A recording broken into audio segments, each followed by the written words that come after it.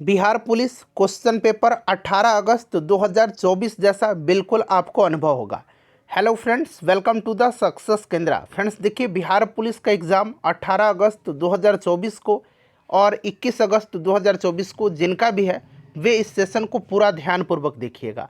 बड़ा ही important session है और मैंने ठीक वैसे ही प्रश्नों को रखा हुआ है जैसे कि 7 अगस्त 2024 को और 11 अगस्त 2024 को बिहार पुलिस का जो एग्ज़ाम लिया गया है उसमें जो प्रश्न के लेवल और प्रश्न के जो पैटर्न है वैसे ही प्रश्नों को हमने शामिल किया हुआ है। जो लोग चैनल पर पहली बार आए हुए हैं चैनल को सब्सक्राइब कर लेंगे और जो बगल में बेल आइकन है, घंटी का निशान है, उसको भी ज़रूर दबा लीजिएगा ताकि आपको रेगुलर अपडेट्स मिलते रहें। तो चलिए शुरू करते हैं सेशन। फ्रेंड्स एक बार सभी लोग सेशन को लाइक कर देंगे और इसका लिंक किसी भी एक ग्रुप में जहाँ कहीं भी आप हैं वहाँ पर इसको शेयर कर दीजिएगा। पहला प्रश्न पढ़िएगा कि लोटा छत से गिरा में कौन सा कारक है। लोटा छत से गिरा में कौन सा कारक है। तो आपको याद होगा फ्रेंड्स, कर्ता ने कर्म को करण से, संप्रदान को के लिए, अपादान से अलगाव। तो यहाँ पर देखिए लोटा छत से गिरा, इसमें अपादान कारक है, यहाँ पर अलगाव हो रहा है। गंगा हिमालय से निकलती है, गंगा हिमालय से निकलती है, उसमें भी अपादान कारक ही होगा। तो ये सारे पॉइंट्स आप जरूर ध्यान रखिएगा।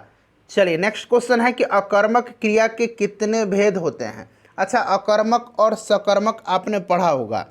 जिन क्रियाओं का फल कर्ता पर पड़ता है वो अकर्मक होते हैं और जिनका फल कर्म पर पड़ता है वो सकर्मक क्रिया कहलाती है।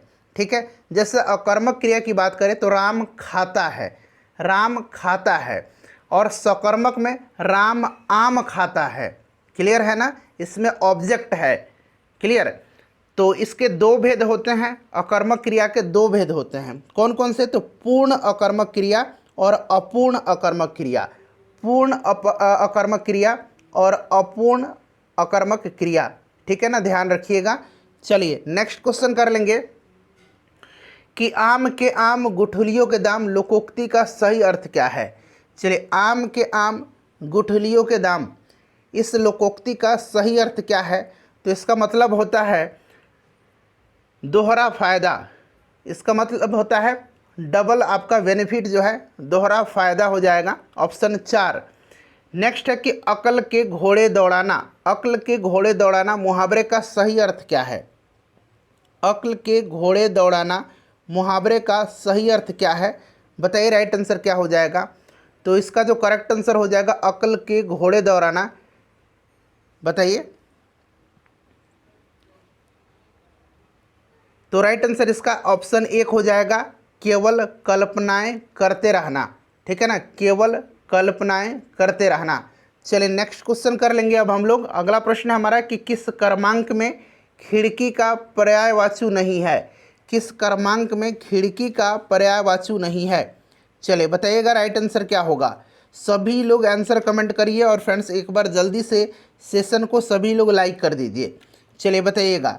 तो देखिए, खिड़की का पर्यायवाची जो होता है ये वातायन होता है। एक तो वातायन हो गया, उसके बाद गवाक्ष होता है, उसके बाद झरोखा होता है। ये द्वार नहीं होगा, द्वार मतलब दरवाज़ा होता है। ठीक है ना। चलिए नेक्स्ट क्वेश्चन है किस क्रमांक में सभी पर्यायवाची शब्द सही हैं। सभी पर्यायवाची शब्द सही दिए गए हैं।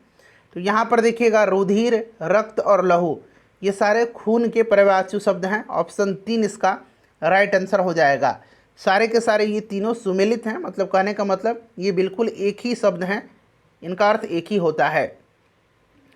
देखिए, किस क्रमांक के सभी शब्द तत्सम नहीं हैं। किस क्रमांक के सभी शब्द तत्सम नहीं हैं, चलिए बताइए। तो यहाँ पर देखिएगा सिर, शिखा, शकर और शिक्षा, ये शब्द जो हैं सभी शब्द इसमें से तत्सम नहीं हैं। क्लियर, ध्यान रखिएगा। चलिए नेक्स्ट क्वेश्चन कर लेंगे कि किस क्रमांक में तद्भव शब्द नहीं है। किस क्रमांक में तद्भव शब्द नहीं है? वे शब्द जो संस्कृत की परंपरा से ध्वनि परिवर्तनों के साथ परिवर्तित रूप में हिंदी को प्राप्त हुए हैं, बताइए। तो यहाँ पर देखेंगे तो इसका राइट आंसर ऑप्शन 2 हो जाएगा, चवर्ण।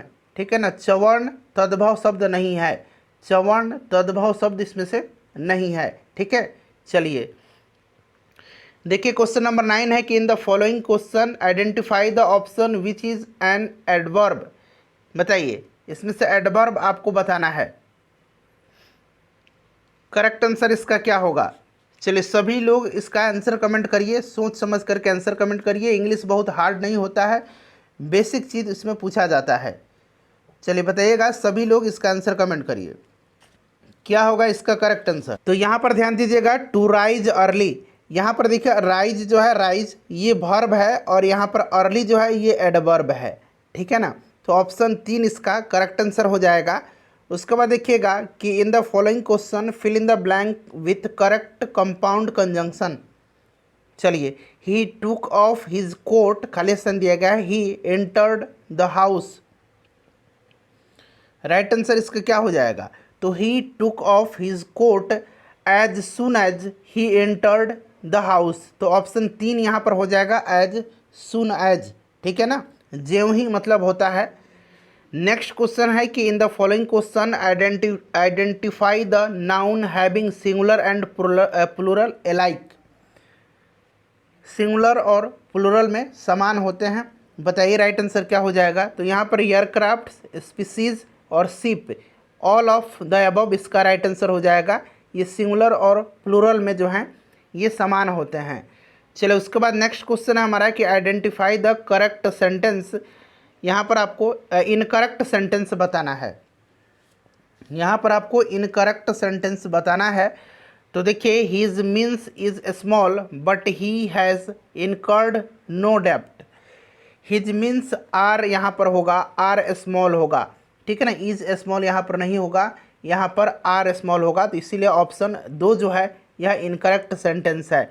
बाकी देखिए, मिजल्स इज़ इन्फेक्शियस, मिजल्स और रूबेला आपने पढ़ा एक बीमारी है, ये सही दिया गया है। Mathematics is his favourite subject, सही है। Vermin destroy our property and carry disease, ये भी सही है। ऑप्शन 2 राइट आंसर हो जाएगा। Change the following sentence in the future perfect continuous tense, identify the correct option among the choice of given. I am speaking, इसको किस में बदलना है? फ्यूचर परफेक्ट कंटिन्यूअस टेंस में। चलिए बताइए। तो यहाँ पर देखिएगा, आई शैल हैव बीन स्पीकिंग। तो ऑप्शन नंबर यहाँ पर आपका 2 जो होगा राइट आंसर हो जाएगा। इसका स्ट्रक्चर ही होता है सब्जेक्ट प्लस विल या शैल, हैव बीन प्लस वर्ब का, हैव बीन प्लस वर्ब का चौथा रूप, ठीक है ना, सब्जेक्ट प्लस शैल या will, have been plus verb का चौथा रूप। चलिए नेक्स्ट क्वेश्चन करेंगे कि pick the choice closest the meaning of the given. यहाँ पर जो वर्ड दिया गया है क्लोजेस्ट मीनिंग बताना है। तो यहाँ पर देखिए, विंडिक्टिव का क्या मतलब होता है? इसका मतलब प्रतिशोधी होता है। तो इसका मीनिंग आपको यहाँ पर बताना है। तो यहाँ पर देखिएगा, रिवेंजफुल हो जाएगा, ठीक है ना, रिवेंजफुल इसका राइट आंसर हो जाएगा। यहाँ पर एंटोनिम बताना है। देखिए एरोगेंट का, एरोगेंट का मतलब क्या होता है? घमंडी होता है, ठीक है ना, तो इसका उल्टा बताना है। तो यहाँ पर देखेंगे आप, तो हम्बल हो जाएगा, ठीक है, इसका मतलब हम्बल हो जाएगा, विनम्र। चलिए अगला प्रश्न कर लेंगे कि भारत में त्रिस्तरीय पंचायती राज प्रणाली का प्रस्ताव किसने किया था? भारत में त्रिस्तरीय पंचायत राज प्रणाली का प्रस्ताव किसने किया था? चलिए बताइए, सभी लोग इसका आंसर कमेंट करिए कि इसका राइट आंसर क्या होगा। बहुत ही अच्छा प्रश्न है, सबको आंसर कमेंट करना है। बताइए इसका करेक्ट आंसर क्या हो जाएगा। भारत में त्रिस्तरीय पंचायत राज प्रणाली जो है, इसका प्रस्ताव किसने प्रस्तुत किया था? चलिए सभी लोग आंसर कमेंट करिएगा, जल्दी जल्दी सबको आंसर कमेंट करना है, बिल्कुल समय मत लीजिए, बिल्कुल समय नहीं लेना है, ठीक है ना फ्रेंड्स, जल्दी जल्दी आंसर कमेंट करना है। तो यहाँ पर देखिए राइट आंसर जो होगा इसका ऑप्शन नंबर यहाँ पर 1 हो जाएगा, बलवंत राय मेहता समिति। आपको याद होगा, बलवंत राय मेहता समिति ने त्रिस्तरीय पंचायती राज व्यवस्था की सिफारिश किया था। और देखिए आपको याद भी होगा कि सर्वप्रथम आपको 1959 में पंचायती राज अधिनियम जो है पारित किया गया था और 2 अक्टूबर 1959 को राजस्थान के नागौर जिले से तत्कालीन प्रधानमंत्री पंडित जवाहरलाल नेहरू ने पंचायती राज व्यवस्था का शुभारंभ भी किया था, ठीक है। चलिए नेक्स्ट क्वेश्चन कर लेंगे कि संवैधानिक प्रणाली के असफल हो जाने पर किसी राज्य में राष्ट्रपति शासन संविधान की किस धारा के अंतर्गत लागू किया जाता है, यानी कि किस अनुच्छेद के अंतर्गत? तो मैंने आपको बताया था कि अनुच्छेद 352 में राष्ट्रीय आपातकाल है, 356 में राज्यों में राष्ट्रपति शासन और 360 में वित्तीय आपातकाल है। तो ऑप्शन यहाँ पर 2 जो होगा इसका राइट आंसर हो जाएगा। बिहार में 1968 में जो है पहली बार राष्ट्रपति शासन लगाया गया था। बिहार में अब तक 8 बार राष्ट्रपति शासन लग चुका है, और जब राष्ट्रपति शासन पहली बार लगा था उस समय राज्यपाल बिहार के नित्यानंद कानूनगो थे और मुख्यमंत्री भोला पासवान शास्त्री थे। ये सब पॉइंट्स ध्यान रखिएगा। देखिए, नीलगिरी पहाड़ियाँ किस राज्य में स्थित हैं? नीलगिरी पहाड़ी जो है इसकी सबसे ऊंची चोटी का नाम जो है ये डोडा बेटा है। ठीक है, डोडा बेटा ये सबसे ऊंची चोटी है नीलगिरी पहाड़ी की, और दक्षिण भारत की सबसे ऊंची चोटी है। ये कहाँ पर है? तो फ्रेंड्स तमिलनाडु में। दक्षिण भारत की सबसे ऊंची चोटी पूछेगा तो अनाईमुडी है, जो कि अन्नामलाई पर्वत पर स्थित है। दूसरी सबसे ऊंची चोटी डोडा बेटा है, जो नीलगिरी पहाड़ी पर जो है स्थित है। ये सारे पॉइंट्स आप ध्यान रखिएगा। चलिए, अगला प्रश्न है कि प्रसिद्ध पुस्तक गीत गोविंद किसने लिखा है? गीत गोविंद को लिखा है किसने? तो देखिए, गीत गोविंद जो है इसको लिखा है किसने? तो यह जयदेव की रचना है। गीत गोविंद के लेखक जयदेव हैं। कौन है फ्रेंड्स? जयदेव, याद रखिएगा। उसके बाद देखिएगा, भारतीय कृषि क्षेत्र में अधिक उपज वाली किस्मों का कार्यक्रम कब शुरू किया गया था? भारतीय कृषि क्षेत्र में, यहाँ पर अब ध्यान दीजिएगा। देखिए, भारतीय कृषि क्षेत्र में पूछा गया है, भारतीय कृषि क्षेत्र में अधिक उपज वाली किस्मों का कार्यक्रम कब शुरू किया गया था? चलिए, सभी लोग इसका आंसर कमेंट करें। चलिए बताइएगा, सभी लोग इसका आंसर बताइए कि क्या होगा। तो यहाँ पर देखिएगा, इसका राइट आंसर 1966-67 होगा। तो 1966 इसका यहाँ पर करेक्ट आंसर हो जाएगा। अगर ये 1967 दिया हुआ है और 1966 भी दिया गया है तो 1966-67 में, तो 1966 पर आप क्लिक करिएगा। ठीक है ना, 1966 इसका राइट आंसर हो जाएगा। आपको याद होगा कि 1966-67 के बाद की जो अवधि है उसमें भारतीय कृषि में संरचनात्मक परिवर्तन हुए। वहाँ पर HYV, ठीक है, HYV यानी कि हाई यील्डिंग वैरायटी बीज का प्रयोग इसमें शामिल था। ठीक है, तो ऑप्शन इसका 3 राइट आंसर हो जाएगा। भूरी क्रांति किससे संबंधित है? भूरी क्रांति किससे संबंधित है? तो भूरी क्रांति जो है भारत में किससे संबंधित? अब यहाँ पर देखिए, भूरी क्रांति का संबंध आपने पढ़ा है कि उर्वरक उत्पादन से है, लेकिन सही पढ़ा है। हालांकि कृषि में यह क्रांति कोको से भी जुड़ी हुई है, इसीलिए भारत में खाद्य प्रसंस्करण और शीतल पेय के उद्योग के विकास में भी यह भी ऑप्शन जो है सही हो जाएगा। ठीक है ना। चलिए, अगला प्रश्न करेंगे कि किसी निश्चित समय अवधि में किसी देश में उत्पादित वस्तुओं और सेवाओं के कुल मूल्य को क्या कहते हैं? चलिए बताइए, इसका राइट आंसर क्या हो जाएगा? उसको क्या कहते हैं? तो देखिए फ्रेंड्स, उसको कहा जाता है राष्ट्रीय आय। क्या कहा जाता है? राष्ट्रीय आय कहा जाता है किसी निश्चित समयावधि में किसी देश में उत्पादित वस्तुओं और सेवाओं के कुल मूल्य को राष्ट्रीय आय कहा जाता है। देखिए, भारतीय कृषि का किसी महत्वपूर्ण स्तर तक यंत्रीकरण किस कारण से संभव नहीं है? किस कारण से संभव नहीं है? तो इसका सही आंसर इसमें से आपका ऑप्शन ए हो जाएगा, छोटे जोत क्षेत्र। ठीक है ना, छोटे जोत क्षेत्र के कारण जो है भारत में जो कृषि है उसका यंत्रीकरण संभव नहीं है। नेक्स्ट क्वेश्चन करेंगे, छोटे जोत का मतलब आप समझ ही रहे होंगे। भारतीय संविधान का कौन सा अनुच्छेद लोक सेवा आयोग के कार्यों से संबंधित है? बताइए, राइट आंसर इसका क्या हो जाएगा? भारतीय संविधान का कौन सा अनुच्छेद लोक सेवा आयोग के कार्यों से संबंधित है? तो देखिए फ्रेंड्स, इसका जो करेक्ट आंसर हो जाएगा ये आपका अनुच्छेद 320 हो जाएगा। अनुच्छेद 320, ठीक है ना, अनुच्छेद 320 इसका राइट आंसर हो जाएगा। चलिए, उसके बाद नेक्स्ट क्वेश्चन कर लेंगे कि निम्न में से कौन सी मृदा कपास के लिए सर्वोत्तम है?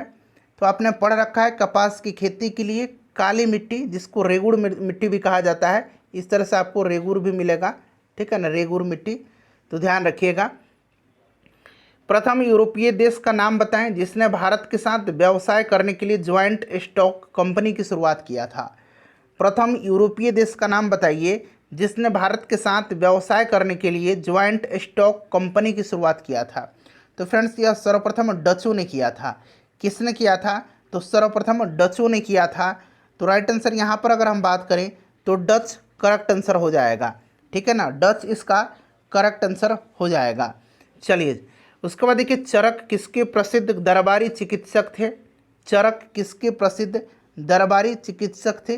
चरक की रचना चरक संहिता है यह एक प्रसिद्ध आयुर्वेदाचार्य थे और यह कुषाण वंश के सबसे प्रतापी शासक कनिष्क के दरबार में रहते थे। अगला प्रश्न हमारा कि निम्न में से कौन सा एक भारत का तेल क्षेत्र सबसे प्राचीन है और अभी भी तेल उत्पादन करता है। एक बार सभी लोग जल्दी से फ्रेंड्स प्लीज़ सेशन को लाइक कर दीजिए। बताइए राइट आंसर इसका क्या हो जाएगा। भारत का तेल क्षेत्र सबसे प्राचीन है और अभी भी तेल उत्पादन करता है। तो सबसे प्राचीन आपको याद है का असम में दिग्बोई है, ठीक है ना, असम का दिग्बोई है। क्लियर, याद रखिएगा, इम्पॉर्टेंट है। चलिए उसके बाद देखिएगा कि रामायण का अनुवाद फारसी में किसने किया था। रामायण का अनुवाद फारसी में किसने किया था। तो फ्रेंड्स ये रामायण का अनुवाद जो है फारसी में किसने किया था बताइए।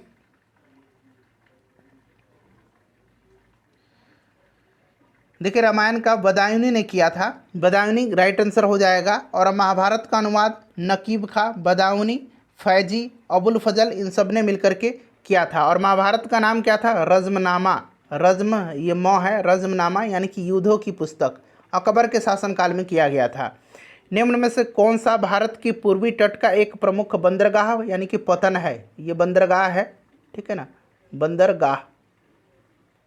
चलिए बताइएगा कहाँ का। तो ये पूर्वी तट का, पूर्वी तट का। तो पूर्वी तट के बंदरगाह जो हैं ये आपको पता है कोलकाता हो जाएगा, चेन्नई है, विशाखापट्टनम है, पारादीप है।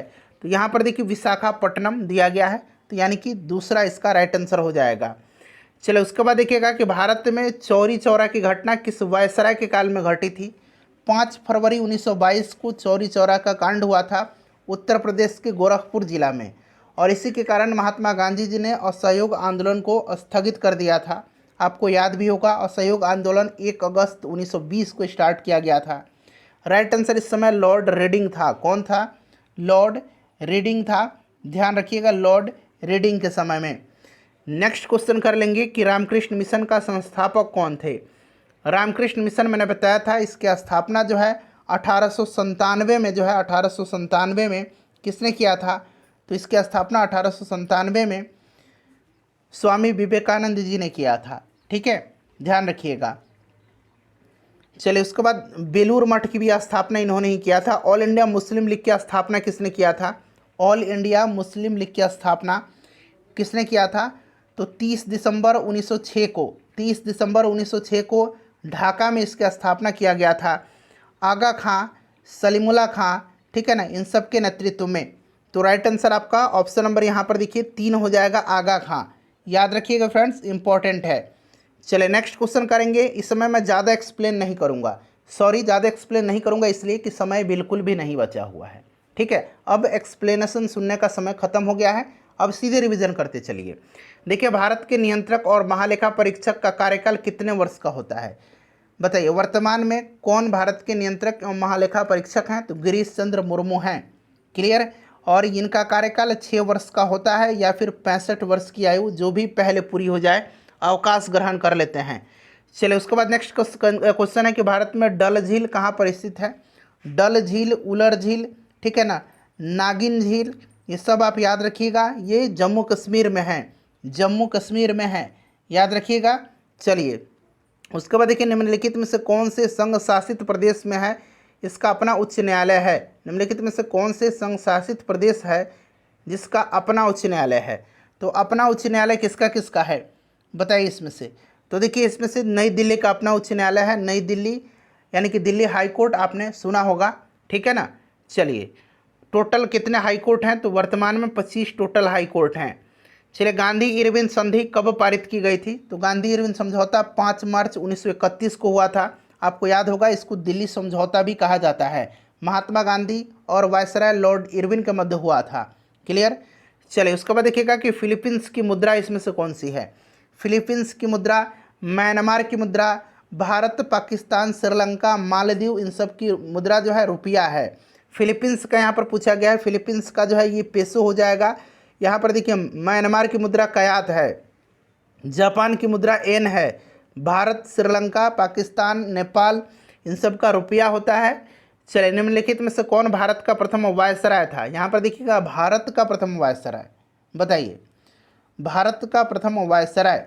तो आखिरी गवर्नर जनरल और पहला वायसराय आपको पता है लॉर्ड कैनिंग था। आखिरी गवर्नर जनरल और पहला वायसराय कौन था? तो लॉर्ड कैनिंग था।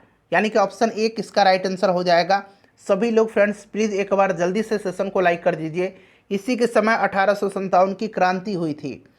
नेक्स्ट क्वेश्चन हमारा कि चितरंजन जो कि पश्चिम बंगाल में है किसके लिए विख्यात है? तो चितरंजन में क्या है? चितरंजन आपने सुना होगा, चितरंजन लोकोमोटिव वर्क, ठीक है ना।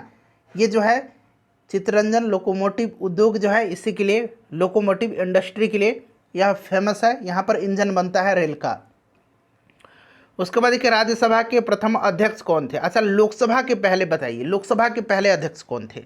एक बार सभी लोग आंसर कमेंट करिए। तो लोकसभा के पहले अध्यक्ष कौन थे? लोकसभा के पहले अध्यक्ष जीबी मावलंकर थे। और राज्यसभा के प्रथम अध्यक्ष या फिर सभापति पूछे कोई दिक्कत नहीं है, बताइए कौन थे? तो इसका राइट आंसर क्या हो जाएगा बताइए?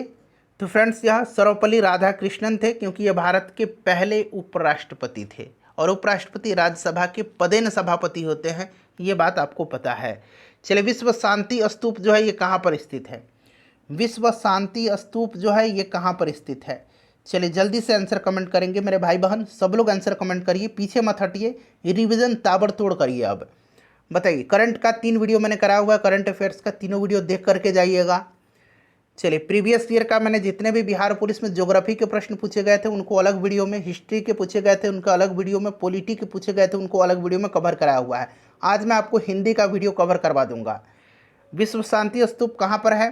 तो फ्रेंड्स ये राजगीर में है, राजगीर में है विश्व शांति स्तूप, ठीक है ना। चलिए, नोबेल पुरस्कार पाने वाले प्रथम भारतीय कौन थे? नोबेल पुरस्कार पाने वाले पहले भारतीय कौन थे? चलिए बताइए, राइट आंसर इसका क्या हो जाएगा? नोबेल पुरस्कार पाने वाले पहले भारतीय कौन थे? तो 1913 में रविंद्रनाथ टैगोर जी को दिया गया था साहित्य के क्षेत्र में नोबेल पुरस्कार, उनकी कृति गीतांजलि के लिए, ठीक है ना, गीतांजलि के लिए रविंद्रनाथ टैगोर राइट आंसर हो जाएगा। पहली भारतीय महिला जिनको नोबेल पुरस्कार मिला था मदर टेरेसा, ठीक है ना। चलिए, भूखंड की दृष्टि से भारत विश्व में किस नंबर पर है? अच्छा, जनसंख्या की दृष्टि से अब अपना प्यारा भारत 1 नंबर पर आ चुका है, चाइना को पछाड़ करके। बड़ा गर्व हो रहा है ना, जनसंख्या के मामले में आया है। तो नहीं, 1 नंबर जो है ये अच्छा संकेत नहीं है, हमको नीचे जाना है, ऊपर नहीं बढ़ना है जनसंख्या के मामले में। तो भारत पहले स्थान पर है जनसंख्या के मामले में और भूखंड के दृष्टि से 7वें नंबर पर है, ठीक है, 7वें नंबर पर इसका राइट आंसर हो जाएगा। चलिए नेक्स्ट क्वेश्चन करेंगे कि निम्न में से किस राज्य में पंचायती राज संस्था बिल्कुल ही नहीं है? बताइए, किस राज्य में पंचायती राज संस्था बिल्कुल ही नहीं है? तो देखिए, 1993 से जो 24 अप्रैल का दिन है, 24 अप्रैल 1993 से भारतीय संविधान का 73वां संशोधन अधिनियम लागू हुआ और पंचायती राज को संवैधानिक दर्जा भी मिला था। उसके बाद देखिए, नागालैंड, मेघालय तथा मिजोरम एवं दिल्ली में पंचायती राज संस्था नहीं है। तो यहाँ पर आप देखेंगे तो राइट आंसर यहाँ पर क्या हो जाएगा? नागालैंड दिया गया है, ऑप्शन 4 राइट आंसर हो जाएगा, ठीक है। चलिए, उसके बाद देखिएगा कि भारतीय संविधान की किस अनुच्छेद में दिया गया है कि संसद में लोकसभा, राज्यसभा और राष्ट्रपति समाविष्ट हैं? यानी कि संसद किससे मिलकर बना है? राष्ट्रपति, राज्यसभा और लोकसभा से। तो ये किस में है बताइए, कौन सा अनुच्छेद में? जल्दी से, इंपॉर्टेंट क्वेश्चन है। तो यह आपका अनुच्छेद 79 है, ठीक है ना। चलिए, भारत में भाप से चलने वाली इंजनों का निर्माण कब से बंद कर दिया गया? भाप से चलने वाली जो इंजन है इसका निर्माण कब से बंद कर दिया गया बताइए? तो फ्रेंड्स देखिए, 1971 से इसको पूरी तरह से बंद कर दिया गया था, ठीक है। तो यहाँ पर देखिए ऑप्शन 2 दिया गया 1971, ठीक है। कहीं कहीं आपको 1972 भी मिल जाएगा, तो जहाँ ऑप्शन में 71 नहीं है वहाँ पर आप ऑप्शन में 1972 पर टिक लगाइएगा, ठीक है ना। चलिए, उसके बाद देखिएगा कि भारत में वेदांतगल पक्षी विहार कहाँ पर स्थित है? वेदांतगल पक्षी विहार जो है ये कहाँ पर है? चलिए बताइए, वेदांतगल पक्षी विहार जो है ये कहाँ पर है? फ्रेंड्स, यह तमिलनाडु के कांचीपुरम जिले में है, तमिलनाडु में है, तमिलनाडु, ध्यान रखिएगा, वेदांतगल तमिलनाडु में है। उसके बाद देखिएगा, खाली स्थान दिया गया है, ने राज्यों का एकीकरण किया। किसने राज्यों का एकीकरण किया था बताइए? अच्छा, भारत का बिस्मार्क किसको कहा जाता है? भारत का बिस्मार्क किसको कहा जाता है? सरदार पटेल को। और इन्होंने ही जो है राज्यों का एकीकरण में महत्वपूर्ण भूमिका निभाई थी। भारत के पहले गृह मंत्री हैं, भारत के पहले प्रधानमंत्री हैं। याद रखिएगा, महावीर किस राज्य परिवार में पैदा हुए थे? महावीर का जन्म जो है ये कुंडग्राम वैशाली में 540 ईसा पूर्व में हुआ था। ठीक है ना, बताइए। राइट आंसर यहाँ पर आप देखेंगे तो राइट आंसर इसका क्या हो जाएगा? तो चूंकि ये इनके पिता जात्री कुल के एक क्षत्रिय थे, तो यहाँ पर क्षत्रिय दे रखा है, तो क्षत्रिय पर हम लोग टिक लगाएंगे। इनके पिता का नाम सिद्धार्थ था और इनकी माता का नाम त्रिशला था। ठीक है ना। चलिए, जैन धर्म के आखिरी और 24वें तीर्थंकर थे वर्धमान महावीर। सूर्य पूर्व दिशा में से उगता है और पश्चिम में डूबता है, इसका कारण क्या है? इसका कारण क्या है? चलिए बताइए, इसका कारण क्या है? अच्छा, हमारी जो पृथ्वी है ना, यह किस प्रकार से घूमती है? पूर्व से पश्चिम या पश्चिम से पूर्व? बताइए तो, पूर्व से पश्चिम या पश्चिम से पूर्व? चलिए कमेंट करिए, सभी लोग कमेंट कर दीजिएगा। देखिए, सूर्य पूर्व दिशा से उगता है और पश्चिम में डूबता है, इसका कारण है पृथ्वी का अपनी धुरी पर घूर्णन, इसी के कारण जो है दिन रात हो रहा है। चलिए उसके बाद देखिए, महाराजा धीराज की पदवी पाने वाला प्रथम गुप्त शासक निम्नलिखित में से कौन था? महाराजा धीराज की पदवी यानी कि उपाधि धारण करने वाला प्रथम गुप्त शासक कौन सा था? तो फ्रेंड्स, यह चंद्रगुप्त प्रथम था। गुप्त वंश की स्थापना किसने किया था? तो ये श्रीगुप्त ने गुप्त वंश की स्थापना किया था। उसके बाद देखिए, भारत में सबसे बड़ा प्राकृतिक बंदरगाह कौन सा है? भारत में सबसे बड़ा प्राकृतिक बंदरगाह इसमें से कौन सा है? राइट आंसर जल्दी से बताइए। तो राइट आंसर यहाँ पर देखेंगे तो इसमें से मुंबई बंदरगाह जो है एक प्राकृतिक बंदरगाह है। ठीक है ना, ध्यान रखिएगा, और भारत का सबसे बड़ा प्राकृतिक बंदरगाह है। चलिए, तो ये आपका हो जाएगा मुंबई। उसके बाद देखिए, किस दिन पृथ्वी से सर्वाधिक दूरी पर एपीहेलियन होता है? उस दिन सूर्य होता है, यानी कि किस दिन पृथ्वी सूर्य से सर्वाधिक दूरी पर होती है? अच्छा, सबसे निकट 3 जनवरी के दिन होती है। ठीक है, उसको पेरीहेलियन कहा जाता है, इसको एपीहेलियन कहा जाता है। 3 जनवरी के दिन उपसौर की घटना होती है। ठीक है ना, उपसौर की घटना होती है। इस समय जो है सूर्य पृथ्वी से सबसे निकट होता है, और सबसे दूर जो होता है ये 4 जुलाई के दिन होता है, इसको अपसौर कहते हैं, इसको अपसौर कहा जाता है, अपसौर कहा जाता है। ठीक है, चलिए उसके बाद देखिए, अंडमान निकोबार की न्यायिक राजधानी कौन सी है? यानी कि इसका उच्च न्यायालय कहाँ पर है अंडमान निकोबार का? तो ये किसके अंतर्गत इसका जो है न्याय क्षेत्र आता है? तो कलकत्ता हाई कोर्ट के अंतर्गत। ठीक है ना, तो यहाँ पर कोलकाता इसका राइट आंसर हो जाएगा, ध्यान रखिएगा। चलिए उसके बाद देखिएगा कि बिहार की वर्तमान सीमा और क्षेत्र बिहार को कब प्राप्त हुआ था? यानी कि अभी करंट की स्थिति में आपसे पूछा जा रहा है कि अभी जो सीमा और क्षेत्र है बिहार का, ये इसको कब, यह भौगोलिक स्थिति जो है ये प्राप्त हुई थी, बताइए। तो फ्रेंड्स, अगर हम बात करें कि बिहार की वर्तमान सीमा और क्षेत्र बिहार को कब प्राप्त हुआ था, तो आपको याद होगा आखिरी बार बिहार से झारखंड अलग हुआ था 15 नवंबर सन 2000 को, और उसी दिन से बिहार को जो है नया एक सीमा और क्षेत्र प्राप्त हुआ है। ठीक है, चलिए उसके बाद नेक्स्ट क्वेश्चन कर लेंगे। अगला प्रश्न है हमारा कि भारत भ्रमण पर आए हेन स्वांग ने किस नगर का विस्तृत विवरण अपने यात्रा वृत्तांत में किया था? सी यूकी के नाम से इसका यात्रा वृत्तांत है। ठीक है ना, सी यूकी के नाम से, याद रखिएगा। और देखिए राइट आंसर इसका क्या हो जाएगा इसमें? तो आपको याद होगा पाटलिपुत्र का, यानी कि पटना का, पटना का। ठीक है ना। चलिए उसके बाद देखिएगा कि वर्ष 1956 में राज्य पुनर्गठन के समय बिहार में कितने जिले थे? इंपॉर्टेंट क्वेश्चन है ये क्वेश्चन इंपॉर्टेंट है। 17 जिला। ठीक है ना, याद रखिएगा 1956 में राज्य पुनर्गठन के समय बिहार में कितने जिले थे? तो 17 जिले थे, 17 जिले थे। वर्तमान में कितना है? 38 जिला है। वर्तमान में कितना है? 38 जिला है, ध्यान रखिएगा। टोटल कितने प्रमंडल हैं बिहार में? 9 प्रमंडल हैं। नेक्स्ट क्वेश्चन है कि बिहार केसरी किसे कहा जाता है? बिहार केसरी, बिहार विभूति, ये सब आपको याद रखना है। बिहार केसरी कहा जाता है श्री कृष्ण सिंह को, बिहार विभूति अनुग्रह नारायण सिंह को, लोकनायक जयप्रकाश नारायण को, लोकमान्य बाल गंगाधर तिलक को, देश रत्न या अजात शत्रु कहा जाता है डॉक्टर राजेंद्र प्रसाद को। नेक्स्ट क्वेश्चन है कि बिहार की प्रथम फिल्म कौन सी है? बिहार की यहाँ पर बताइएगा प्रथम फिल्म यहाँ पर कौन सी पूछा गया आपसे है?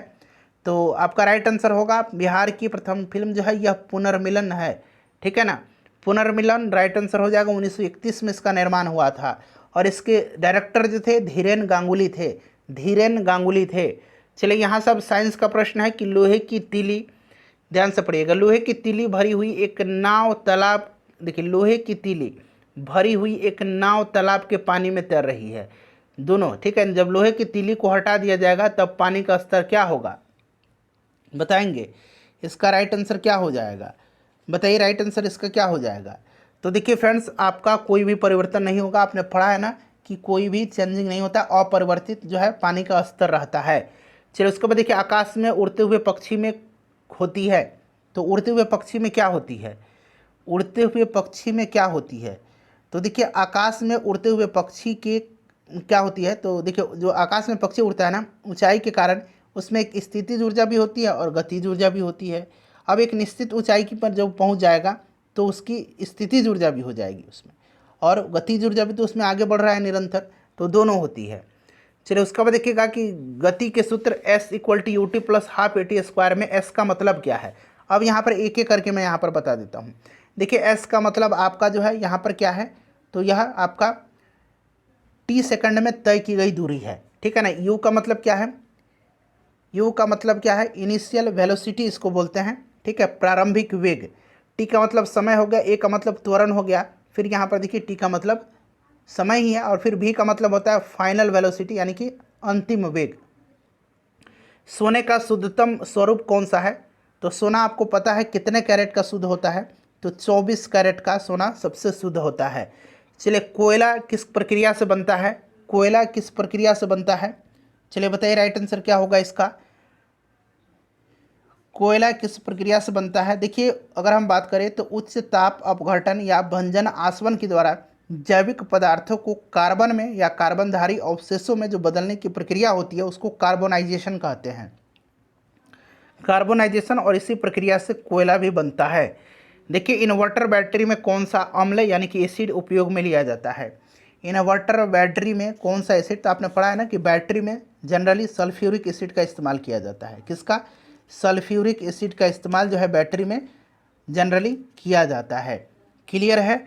चलिए उसके बाद नेक्स्ट क्वेश्चन कर लेंगे। अगला प्रश्न है हमारा कि ट्राइटियम में न्यूक्लियन की संख्या कितनी है। ट्राइटियम में क्या पूछा गया है, तो ट्राइटियम में, अच्छा ट्राइटियम है क्या, तो ये भी आपको जानना जरूरी है। ट्राइटियम है क्या, तो ट्राइटियम जो होता है ना ये आपका है क्या, तो यह आपका हाइड्रोजन का क्या है, हाइड्रोजन का समस्थानिक है। हाइड्रोजन का क्या है, हाइड्रोजन का यह एक समस्थानिक है, ठीक है ना। आपको याद होगा यह हाइड्रोजन का समस्थानिक है।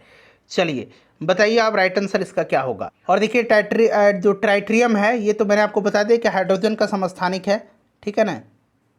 तो यहाँ पर आप देखिए इसमें कितना आपका न्यूट्रॉन है, तो इसमें आप देख सकते हैं इसमें न्यूट्रॉन जो है 3 - 1 करेंगे तो 2 न्यूट्रॉन हो जाएगा, ठीक है।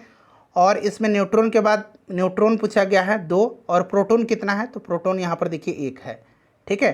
तो ऑप्शन 4 इसका राइट आंसर हो जाएगा। चलिए उसके बाद नेक्स्ट क्वेश्चन है कि एसिटिक अम्ल में उपस्थित क्रियात्मक समूह यानी कि फंक्शनल ग्रुप कौन सा है एसिटिक एसिड में, इसमें से बताइए राइट आंसर इसका क्या हो जाएगा। CH3COOH इसका फॉर्मूला होता है एसिटिक एसिड का, CH3COOH। तो यहाँ से आप देख सकते हैं ऑप्शन 2 जो होगा इसका राइट आंसर हो जाएगा, ठीक है ना। चलो उसके बाद देखिएगा कि निम्न में से किसके कारण पोलियोमाइलिटिस साधारणतः पोलियो होता है। पोलियोमाइलिटिस यानी कि साधारणतः पोलियो होता है, किसके कारण होता है। तो देखिए फ्रेंड्स ये होता है किसके कारण, तो एंटेरो वायरस के कारण, एंटेरो वायरस के कारण होता है साधारणतः पोलियो, ध्यान रखिएगा। चलिए उसके बाद पोलियो की टीका का खोज जो है किसने किया था, पोलियो टीका का खोज किसने किया था बताइए, किसने किया था पोलियो की टीका का खोज, कमेंट करके जल्दी बताइए फिर आगे बढ़ते हैं हम। पोलियो की टीका का खोज किसने किया था, तो जोनास साल्क ने किया था, जोनास साल्क ने। और पोलियो ड्रॉप का खोज है अल्बर्ट सैबिन ने किया था, ठीक है ना। Oral polio vaccine Albert Sabin ने। नेक्स्ट क्वेश्चन करेंगे कि टाइलिन नामक एंजाइम किस ग्रंथि में बनता है। टाइलिन कहाँ पाया जाता है, टाइलिन जो है यह एंजाइम है, बताइए स्टार्च के पाचन में सहायक होता है ये सलाइवरी में यानी कि लार में, लार ग्रंथि में पाया जाता है। चलिए उसके बाद देखिएगा कि जब बर्फ के दो घनों को आपस में दबाया जाता है तो वो मिल करके एक घन बना लेते हैं। निम्नलिखित में से कौन सा उन्हें आपस में जुड़ने में मदद करता है? बताइए कौन सा उन्हें आपस में जुड़ने में मदद करता है? तो फ्रेंड्स यह हाइड्रोजन आबंध का बनना, हाइड्रोजन आबंध का बनना, ठीक है ना। चलो उसके बाद देखिएगा कि प्रिज्म से गुजारने पर प्रकाश का कौन सा रंग सबसे अधिक विचलन दर्शाता है? जिसका तरंग दैर्घ्य सबसे कम होगा वो सबसे ज़्यादा विचलित होगा, जिसका तरंग दैर्घ्य सबसे ज़्यादा होगा वो सबसे कम विचलित होगा। तो सबसे कम तरंग दैर्घ्य किसका होता है? बैगनी का, इसीलिए सबसे ज़्यादा विचलन होगा। सबसे ज़्यादा तरंग दैर्घ्य किसका होता है? तो लाल का, तो लाल का विचलन कम होगा। चलिए उसके बाद देखिएगा कि जब कोई पिंड वायुयान से गिराया जाता है तो इसकी क्या बढ़ जाती है? जब कोई पिंड वायुयान से गिराया जाता है तो उसकी क्या बढ़ जाती है? तो कोई भी पिंड जब ऊपर से वायुयान से गिराया जाता है तो उस कंडीशन में क्या होता है? एक तो उसकी गतिज ऊर्जा बढ़ रही है, एक तो उसकी गतिज ऊर्जा बढ़ रही है। चूँकि उसका गति बढ़ रहा है तो निश्चित रूप से उसमें गति में परिवर्तन हो रहा है तो उसकी त्वरण भी उसकी बढ़ेगी। तो मेरे हिसाब से तो उसकी गतिज ऊर्जा भी बढ़ेगी और उसका त्वरण भी बढ़ेगा, दोनों बढ़ता है, ठीक है ना। ध्यान रखिएगा दोनों बढ़ता है। चलो उसके बाद देखिएगा कि जल खींचने वाले विद्युत पंप द्वारा हम बदलते हैं। जल खींचने वाला जो विद्युत पंप होता है वो क्या होता है? तो सबसे पहले तो आपको पता है ना कि मोटर जो होता है ना ये विद्युत ऊर्जा को यांत्रिक ऊर्जा में बदलता है।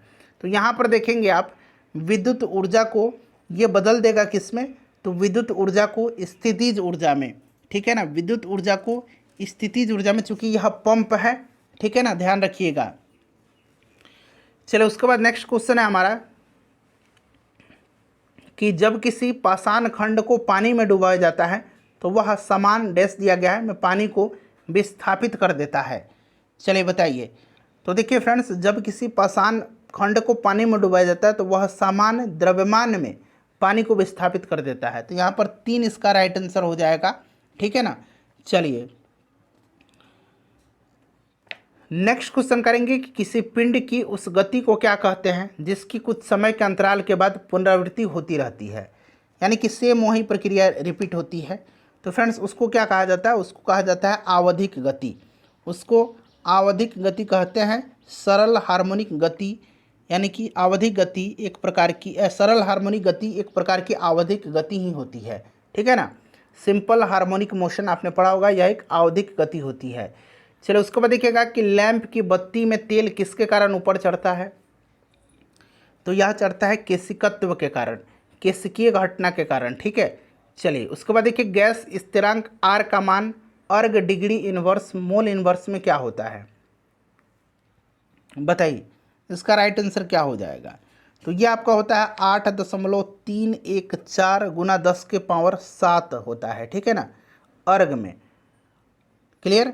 नहीं तो इसका मान आप सीधे अगर हम बात करें कि इसका मान 8.314 जूल भी आप याद रख सकते हैं, ठीक है ना। जूल मोल इनवर्स पर केल्विन, ठीक है, इस तरह से भी आप याद रख सकते हैं। ऑप्शन 1 इसका राइट आंसर हो जाएगा, 8.314 आप जरूर याद रखिएगा। चलिए जीव के लिए बॉडी के कुल भार का या रसायन के उत्तक सांद्रण का 50% कम करने के लिए उपेक्षित समय को क्या कहते हैं? उसको क्या कहते हैं बताइए?